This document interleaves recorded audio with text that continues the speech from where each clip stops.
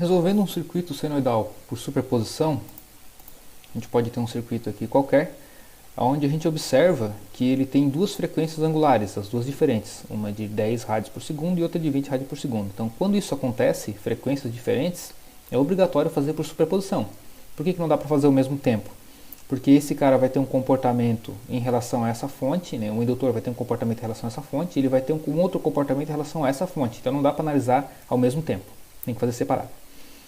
E em relação a essa fonte aqui também. Então eu quero calcular, na verdade, é o VR, que é a tensão em cima desse resistor aqui.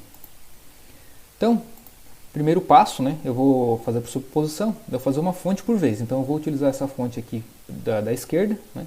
Então eu vou usar pelo menos primeiro a fonte de 10 rádios por segundo. Então, vou anular as outras duas fontes de tensão. Então, como são fontes de tensão, na verdade vai virar curto-circuito, né? Se fosse fonte de corrente, ia ser um circuito aberto. Anulo as duas fontes de tensão.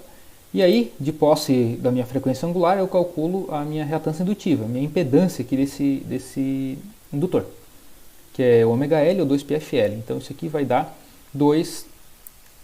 20, né? Em função da frequência aqui, vai dar 20 no ângulo de 90 ou simplesmente J20.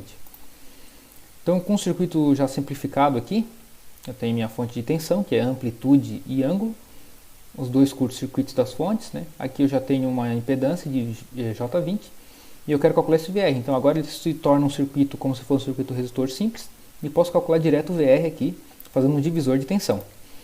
Então, a tensão aqui em cima, ela é a tensão total, vezes esse resistor, dividido pela soma desse e esses dois em paralelo. Então, o resistor de 5 ohms vezes a tensão total, dividido pelos 5 ohms que está aqui, mais o paralelo desses dois, que é o J20 em paralelo com 20. E isso aqui vai dar esse valor de tensão. Então aqui o segundo passo. Então antes foi feito com essa fonte aqui, agora será feito com a segunda fonte, que é a fonte de 15 volts. Essa fonte aqui é uma fonte de corrente contínua, então a frequência dela é zero. Então partindo disso, né, a gente anula as outras fontes, utiliza só ela, pelo princípio da superposição. E agora vamos analisar o indutor. O indutor, a frequência é zero, a reatância indutiva dele, a impedância, é 2πfL. Então, se a frequência é zero, a reatância indutiva é zero. Se ela fica zero, na verdade ele vira um curto-circuito também. Então, agora ficou um divisor de tensão muito simples aqui, com dois resistores em paralelo apenas. Então, essa tensão aqui, em relação à tensão VR aqui, ela está invertida, né? Está em paralelo, está invertida. Então, simplesmente o VR duas linhas, ele é menos 15 volts.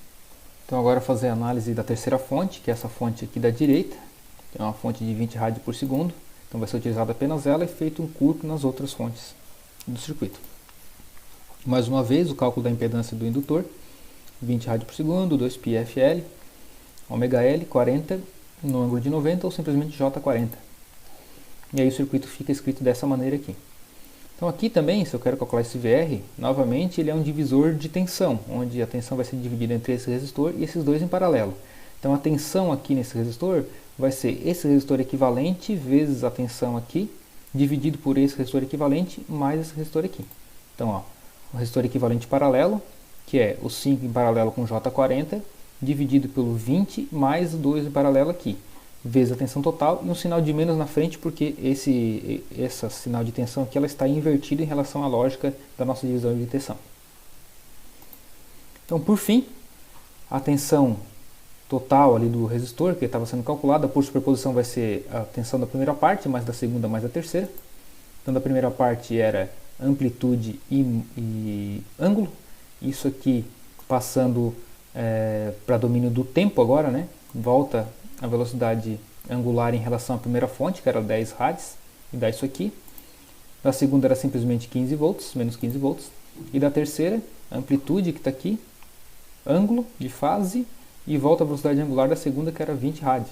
Por fim, a equação final ficou esse tamanho aqui, e é assim que ela se comporta em relação ao tempo.